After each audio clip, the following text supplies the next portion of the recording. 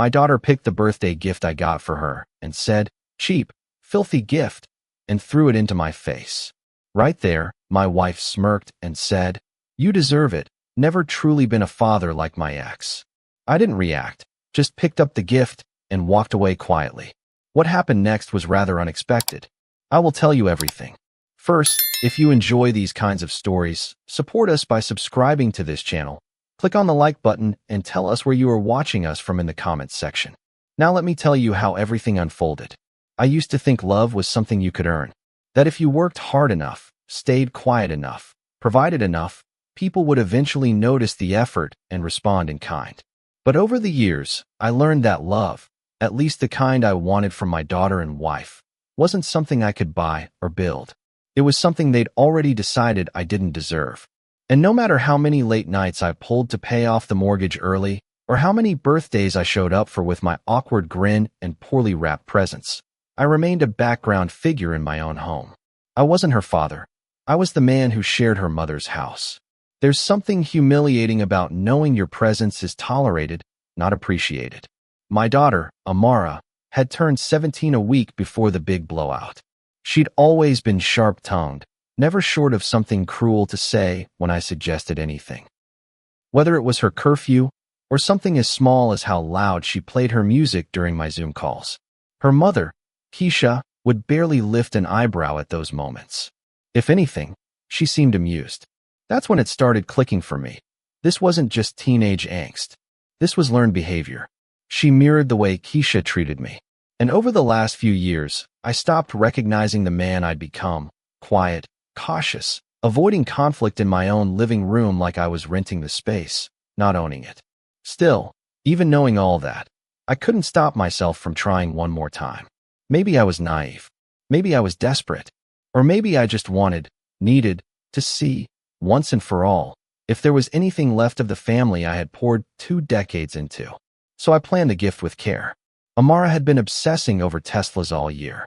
Every time one passed us in traffic, she'd point it out, talk about the features, the self-drive mode, the sound system. I listened. I remembered. And when it came time for her birthday, I ordered the latest model, custom paint job, delivered to a secure lot 3 blocks from the house. But I didn't give her the key outright. I placed it in a tiny, deliberately plain jewelry box, one of those cheap, plastic trinket boxes you'd find at a dollar store, and wrapped it in newspaper instead of fancy paper. No bows. No sparkle. Just a test wrapped in gray. I wanted to know. If the gift came from me, and if it looked worthless, would she still open it with grace? Or would she confirm what I already suspected, that I was nothing more than a utility to her, a name on a checkbook? I knew it was dangerous, but I was tired of wondering where I stood. The evening of the party, the house was buzzing with guests, most of them Keisha's friends and Amara's classmates. I stood near the staircase, half hidden behind the banister, watching as she laughed with 2 girls who used to call me Uncle D back when they were in pigtails. The music was a little too loud, the air thick with body spray and sugar. Keisha floated through the room like a queen, champagne in one hand, phone in the other, probably live-streaming half the night. She hadn't said a real word to me since that morning, when she reminded me, again, not to embarrass Amara with another one of your outdated gifts. I didn't respond. I never did anymore. Finally, Amara's friend yelled over the music. Time for gifts. The room shifted toward the pile in the corner, designer bags and glittering boxes stacked high. Keisha handed out envelopes, smiling like she was the one being celebrated.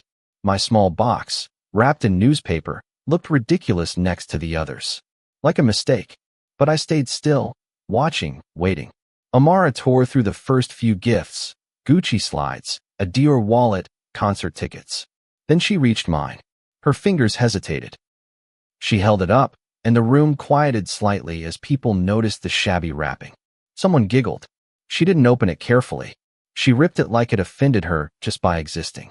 When she lifted the lid and saw the small key fob nestled inside, she frowned in confusion.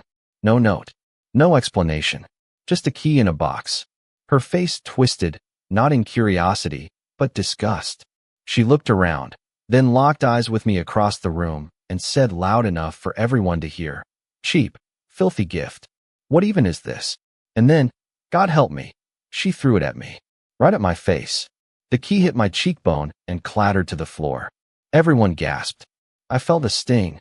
Not just physical, but something deeper, something final. And then Keisha laughed. She laughed, smirked with that tight, bitter smile she reserved just for me, and said, "You deserve it." Never truly been a father like my ex was. That was the moment everything in me stopped. I didn't raise my voice. I didn't defend myself. I just bent down, picked up the box, brushed the key off like it was a piece of lint, and walked upstairs to my office. I closed the door behind me and sat in the dark, holding that little box in my hand like it was a bomb that had just gone off. I stayed in that office until everyone left. I didn't go back downstairs. I didn't want to see the mess, the crumbs of cake on the floor, the echoes of their laughter ringing in the walls. That night, I slept on the office couch. And in the morning, I made a single phone call. Not to Keisha, not to Amara, but to my lawyer. I woke up before sunrise the next day, the light just barely stretching through the cracks in the blinds of my office window. My neck ached from the stiff couch, but the discomfort was nothing compared to the hollow feeling in my chest. The box still sat on the coffee table where I'd left it, the Tesla key inside glinting faintly in the soft morning glow. I didn't pick it up. I just stared at it for a long time, letting the silence settle around me like dust. That little piece of plastic, shaped like a miniature car, had become something else entirely. It was no longer a gift, but a verdict. Everything I needed to know about my place in that house had been laid bare the moment it hit my cheek and fell to the floor. I didn't tell Keisha I was leaving. I didn't leave a note or slam a door or make a grand statement. I just walked out the front door, drove to my lawyer's office, and asked him to prepare the papers. Simple, cold, clean. I'd made up my mind during that long, dark night on the couch, and I wasn't going to drag myself through another month, let alone another year, of being humiliated in my own home. I'd been warned by friends before, people who saw the dynamic between Keisha and me and gently asked if I was okay.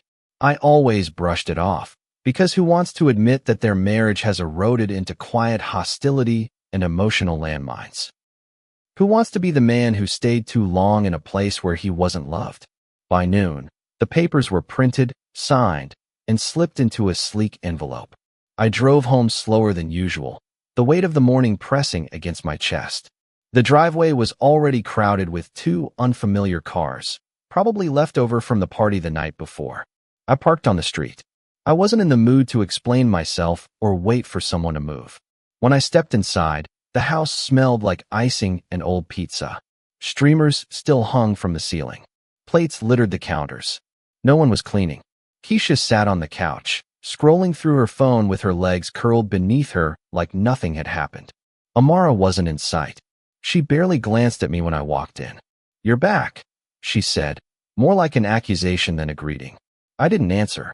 I placed the envelope on the coffee table in front of her, right next to the half-eaten slice of red velvet cake, and said calmly, "It's over." Her eyebrows lifted slightly. She looked at the envelope like it was a prank, then slowly pulled out the papers and began reading. I stood there, hands in my pockets, heart pounding but face still. I wasn't going to give her a scene. Not this time. She read through the first few pages, her mouth tightening. When she looked up, her eyes were sharper than I'd seen in years. "You're serious?" I nodded. "Entirely." She scoffed, threw the papers back down. "So that's it. One little tantrum and you're packing it in." I laughed, but there was no humor in it. That tantrum was just the last page in a long book. She got up then, arms crossed, pacing like she was about to launch into one of her practiced monologues. "You're being dramatic. This is your daughter we're talking about. She made a mistake. Teenagers do that. You really gonna blow up our whole life over a bad birthday?" "She didn't make a mistake," I said, voice steady. "She mirrored what she's seen. You've spent years letting her believe I'm disposable. She just finally said out loud what you've always implied. And I'm done living like that." Keisha stared at me, and for a second, I thought she might cry or scream or beg. But instead, she just sneered. "Fine. You want out.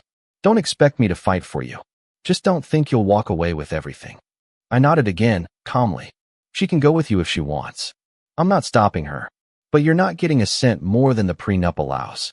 You remember the clause?" Her face paled slightly then. Of course she remembered. She'd signed it 10 years ago, back when we were still pretending we trusted each other. It had been her idea, ironically enough, her way of showing she wasn't after the money. I hadn't thought much of it then, but now, I was glad I had it. She blinked a few times, regrouping, trying to salvage control. "She'll hate you, you know," she said. "You'll lose her for good." I gave her a look I hadn't let myself feel in years, clear, final, and unflinching. She never had me to begin with.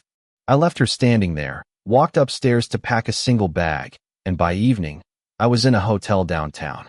The silence in that room was different than the one I'd known in my house. It wasn't loaded. It wasn't sharp or stifling. It was just quiet, peaceful. I sat on the edge of the bed and looked out the window for a long time, watching the traffic below, feeling the weight in my chest slowly start to shift. Not gone, but lighter. I didn't cry. I didn't feel proud or relieved or victorious. I just felt still. And in that stillness, for the first time in a long time, I felt like a man again. The first week after I left felt both like a breath of freedom and a dull ache under my ribs. I moved into a condo I had bought years earlier as an investment, thinking I might rent it out. It had been sitting mostly unfurnished, clean and sterile, waiting for someone with a purpose. I guess that someone became me. The walls were a soft gray, the furniture sparse but functional. There was no scent of vanilla candles or the sound of distant TikTok videos. No heels clacking across hardwood. Just me, a fridge half-stocked with basics, and the faint hum of central air.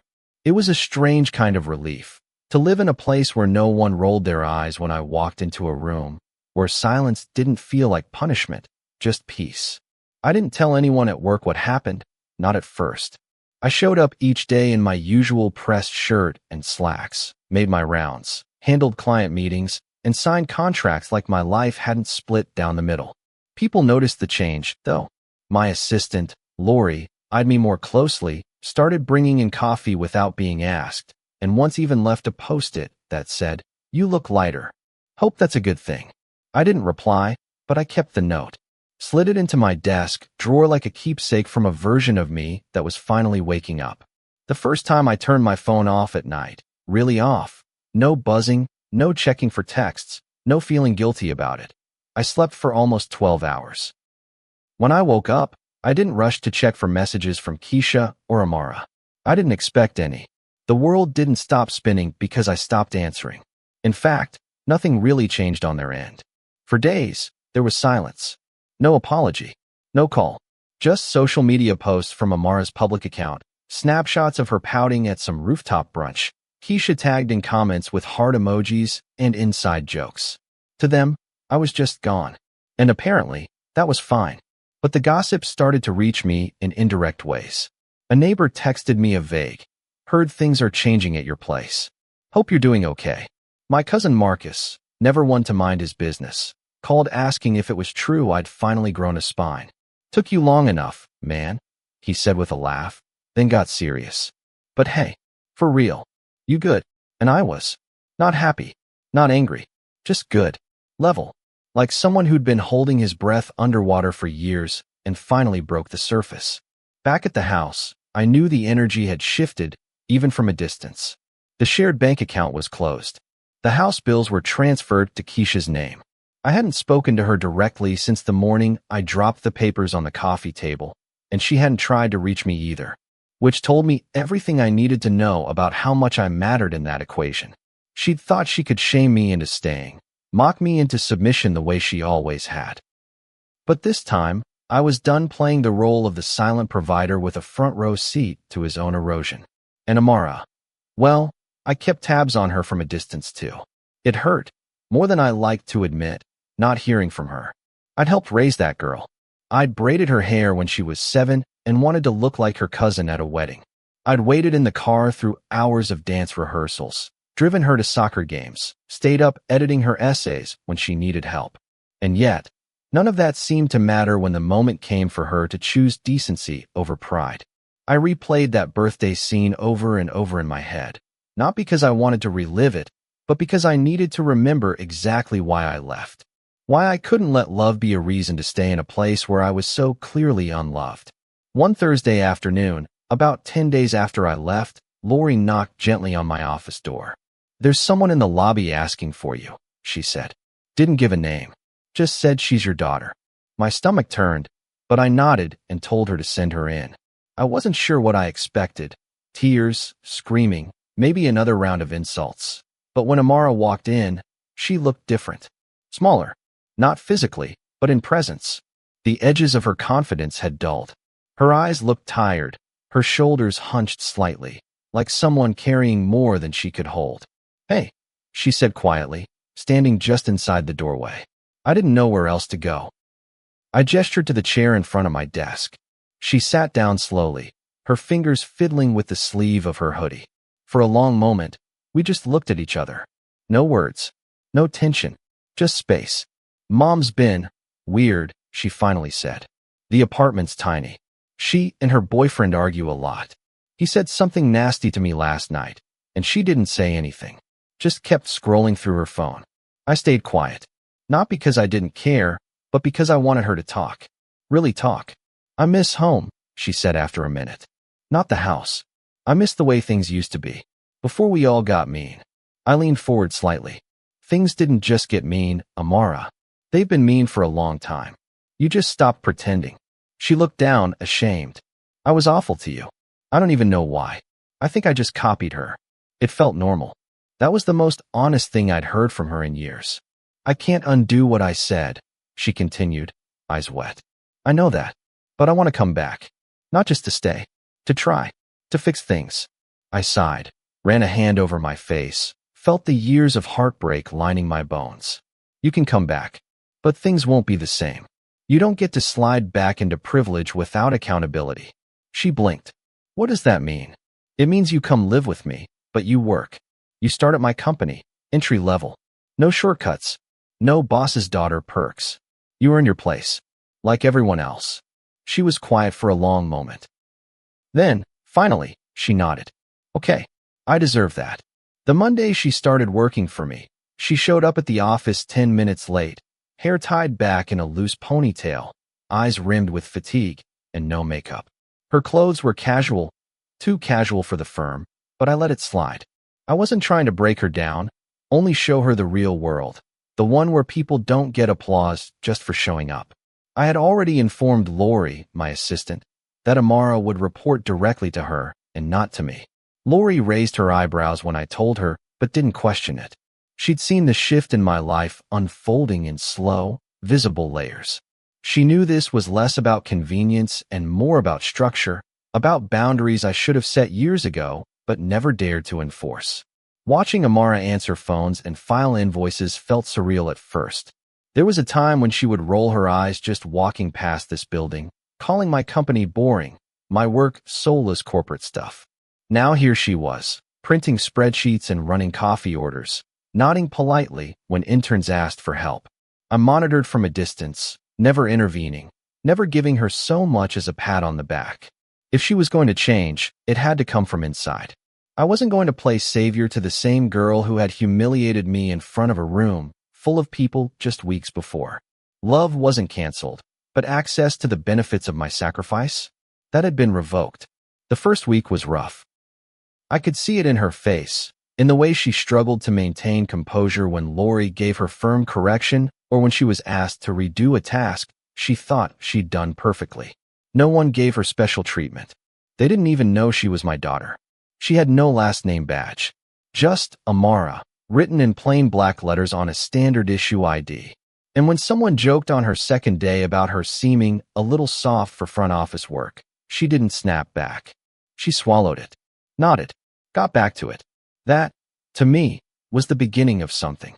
One afternoon, I stood in the hallway outside the copy room and overheard her talking to Lori. She didn't know I was there. "He's different," she was saying. "My dad. I used to think he was just background noise. But he runs this whole thing. People respect him. They listen when he talks." She paused, then added, more softly, "I never really saw that before." I leaned against the wall for a moment, heart heavy. Not because it hurt, but because that one sentence confirmed how invisible I had become in their eyes. how much of my power I had surrendered in the name of peace. But something else bloomed in that space too, vindication. Not pride, not revenge. Just clarity. I hadn't been crazy. I hadn't imagined the erasure. I had simply tolerated it until I couldn't anymore. Still, the transformation wasn't immediate. Amara had her moments, small slips in attitude, flashes of entitlement that hadn't fully burned out. Once, she stormed out of a meeting because someone corrected her note-taking format. I heard about it from Lori, who expected me to intervene. I didn't. I waited until Amara got home that evening and sat across from her at the small dining table in the condo. I heard you walked out of a meeting, I said calmly. She folded her arms. They were rude. No, they were honest. You messed up the layout. That's not rudeness. That's feedback. She rolled her eyes. Old habits die hard. And muttered, whatever. And that's when I pushed back, not loudly, but with full force. You don't get to whatever your way through the rest of your life, Amara. Not here. Not anymore. If you want to be taken seriously, then show up seriously. This isn't high school. This isn't your mother's house. This is real. And respect isn't owed just because you're present. It's earned. Her face hardened, and for a second, I saw the version of her that used to dismiss me with a glance. But something shifted. The armor cracked. Her mouth opened like she was about to say something smart, then shut again. She looked away and whispered, okay. That was the first real apology I ever got from her. Not in words, but in surrender. As weeks passed, her demeanor shifted gradually. She began arriving early, taking notes, organizing files with more precision than before. Once, I caught her staying late, redoing a chart that no one had asked her to fix.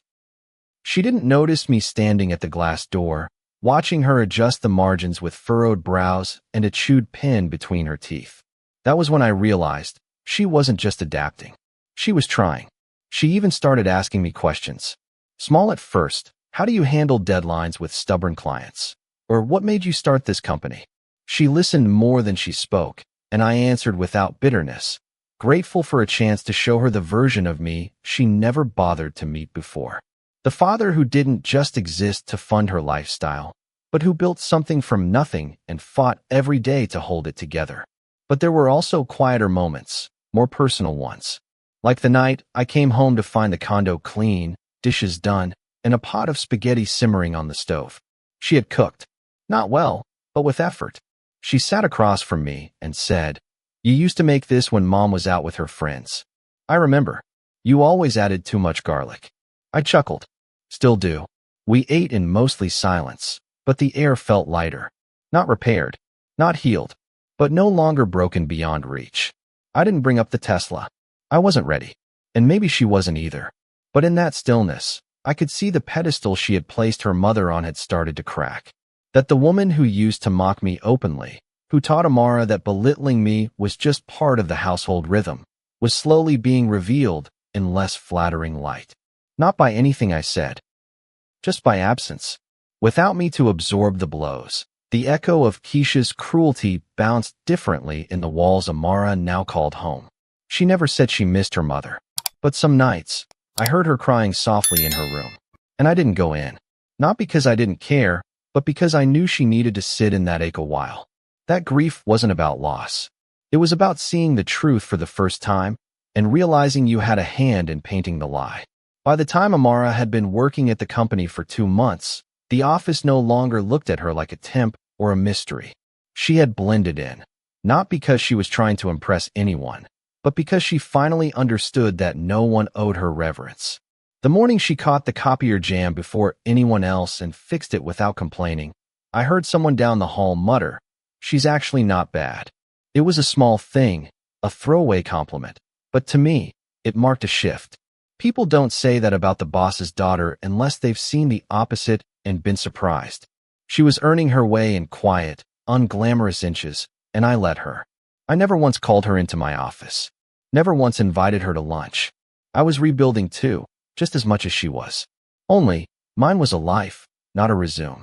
There were still hard days, moments when I saw the teenage arrogance twitch behind her eyes.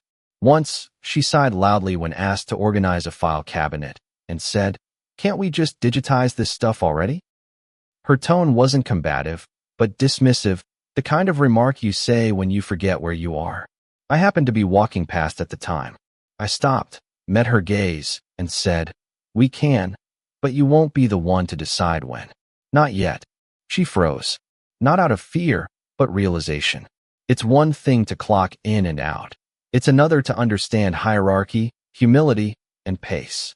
She nodded, eyes low, and returned to the cabinet. That night, she apologized with a sticky note on my desk.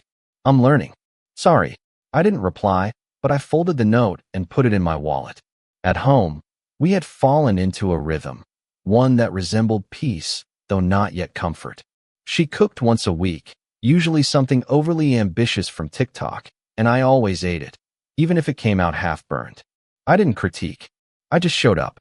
She started cleaning without being asked. Laundry folded itself. Towels were hung neatly.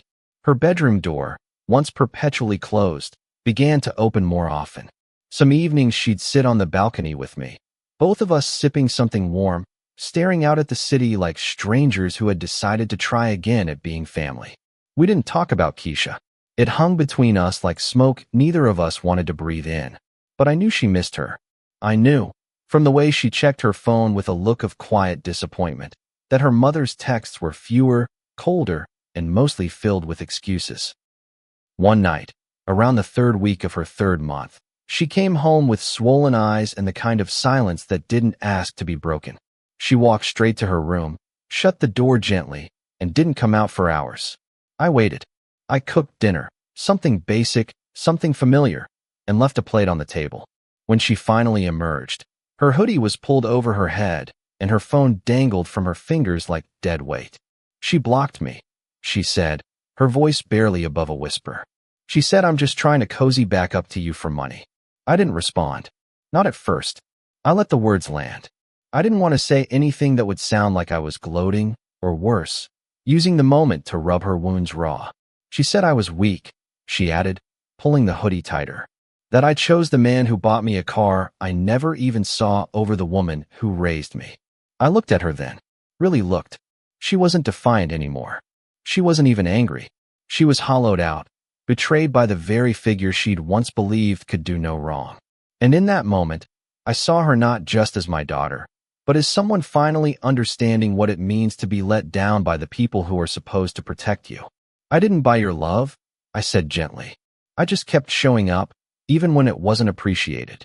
She sat down at the table, pushed the plate of food toward herself, and began to eat in small, silent bites.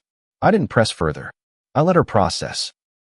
That was the first night she stayed up past midnight at the dining table, staring into space, saying little. But when she got up to go to bed, she paused at the hallway and turned to me. "You're not the same dad I thought you were." I raised an eyebrow. "What does that mean?" She gave a half smile. "I used to think you were soft. Like, too forgiving. Too quiet. But now, I think you were just patient. That's different." I nodded, but didn't smile. I was trying to hold the family together. I just didn't realize I was the only one trying. She stood there a moment longer, then went to bed. The silence that followed wasn't heavy anymore. It was reflective, shared. She was finally beginning to understand that parenting isn't measured in gifts or punishments, but in the willingness to be present even when it hurts. A week later, at the quarterly company lunch, she stood up in front of 30 staff members to present a project she'd co-managed with Lori. She wore a blazer, hair tied neatly, voice shaking but steady. She stumbled once, fumbled with the clicker, but recovered. No one laughed. They clapped when she finished, and I saw something flicker in her face, recognition. That applause wasn't about her being my daughter. It was hers. Earned. Fought for. Deserved. Afterward, Lori pulled me aside and said, "She's different. I think you really got through to her." I shook my head. Life got through to her. I just stopped shielding her from it. That night, she left a note on the fridge. "I'm saving up for a used car. I don't want to ask you for it. I want to earn it." And that was when I finally pulled out the Tesla key from my desk drawer. I didn't give it to her. Not yet. But I cleaned it off, put it back in a velvet box, and placed it where I could see it. Not as a gift, but as a reminder that sometimes love doesn't need to be spoken. It just needs to be respected. She found the key by accident. Or maybe it wasn't an accident. I had left it out on purpose, tucked in a box on the console table near the door, half obscured beneath a folder of old receipts. I don't know what I was hoping for exactly. Maybe I wanted her to see it, to remember. Maybe I just wanted to test whether she was ready to ask the question that had been lingering in both our minds for months. Either way, that evening, I heard the lid open. I heard the faint intake of breath, that tiny, startled sound you make when something you forgot suddenly returns with sharp clarity. She didn't call out. She just stood there, staring at it for a long time until I finally spoke from the kitchen without looking up. That was your birthday gift. She turned slowly, still holding the box, her fingers trembling slightly, as if she were afraid touching it might erase all the progress we'd made. This was in the box I threw at you. Yes. You bought me a Tesla. I did. She looked down, blinking hard. I never even gave it a chance. I didn't open it. I know. She walked over to the counter and placed the box down gently, like it was made of glass. Her face was unreadable, not tears, not guilt, just something deeper. Shame mixed with reflection. She wasn't 17 anymore, not in spirit. That girl had died the day she realized cruelty doesn't make you powerful. It just makes you alone. Why didn't you tell me? She asked. Because I didn't want to give you something that was going to be used to hurt me twice. Once in rejection, and again in apology. She swallowed hard, lips pressed together. I don't want it now. Not like this. I don't want you to think I'm trying to make up for everything just to get something out of you. I don't, I said quietly. That's why it's still here. I needed to see who you'd become without it. She leaned against the counter, silent for a long stretch, the hum of the refrigerator filling the space between us. Then she said something I hadn't expected. You can give it to someone else. Maybe donate it. I don't think I deserve it. I nodded slowly, not because I agreed, but because I respected the awareness. That's your call. But I kept it because, at some point, I hoped you'd come back. Not for the car, but for the understanding of what it meant. She didn't respond. She just stared at the box, then closed it and placed it back where she found it. That night, she cleaned the kitchen without being asked, said good night without her usual hesitation, and shut her bedroom door softly. I stood there in the silence afterward, staring at the spot where the box had been, and I realized something. The car was never the point. It was a symbol of effort, of intention, of how little I meant to them at the time. And now, it had transformed into something else. A litmus test, passed not by gratitude, but by growth. Weeks passed. She never brought the car up again. She started taking the train to work, saving up her paychecks, researching used Hondas online. She asked me to help her understand credit, budgeting, long-term planning. We had conversations we never had when she was younger, not because I didn't want to, but because she never listened back then. Now she did. Now, when I spoke, she heard not just my voice, but the years of effort behind it. And in return, she offered not praise, not repentance, but consistency, which, frankly, meant more. Our home wasn't perfect. There were still tense mornings, still moments when I saw the shadows of who we'd once been flicker back into the room. But I didn't chase them away. I let them pass. That was the difference. I wasn't trying to fix everything. I was just trying to live honestly within the space I had reclaimed. She still texted her mother occasionally. Sometimes, she'd get a reply, usually clipped or shallow. Once, I saw her rereading a message that simply said, "Don't come crying to me if he cuts you off next." She didn't show it to me, but I knew. I could see it in the way her hands tightened around her phone, the way her face went blank, not hurt, not surprised, just disappointed. She never asked me to speak about Keisha. I never offered. That was an unspoken rule in our house now. We didn't drag the past back in unless it served a purpose. And even then, we moved carefully. Amara had started therapy on her own, found a counselor through her work benefits. She never told me about the sessions in detail, but I saw the shift in how she carried herself. She was slower to react, quicker to ask questions, more willing to say, "I don't know," instead of pretending she had it all figured out. That alone felt like a generational curse breaking in real time. One Saturday, I came home to find her assembling furniture she'd bought herself, a used desk from Craigslist. She had tools scattered everywhere, manuals open, brows furrowed. "Need help?" I asked.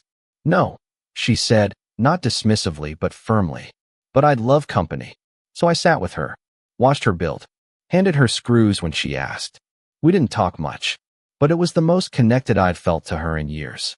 Not because she needed me, but because she wanted me nearby. That distinction was everything. I eventually did sell the Tesla. Quietly. Anonymously. I donated the proceeds to a mentorship program for fatherless teens. It felt full circle somehow, redirecting what once represented rejection into something that might help a kid who never even had a father to disappoint. I didn't tell Amara. Some things didn't need to be shared to matter. On her 18th birthday, I handed her a card. Nothing inside but a single sentence. I'm proud of who you're becoming. Keep going. She cried when she read it.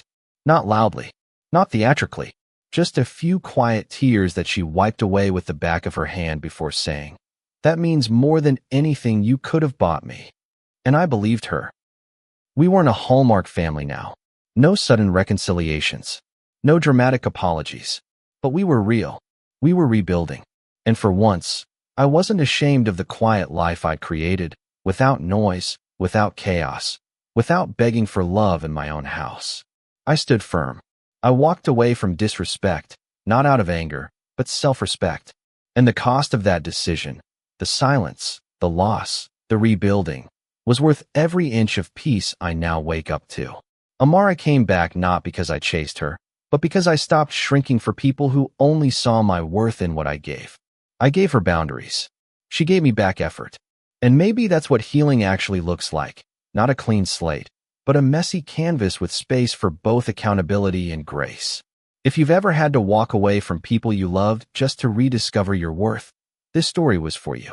Sometimes peace costs more than pain, but it's worth it when you finally stop begging to be seen.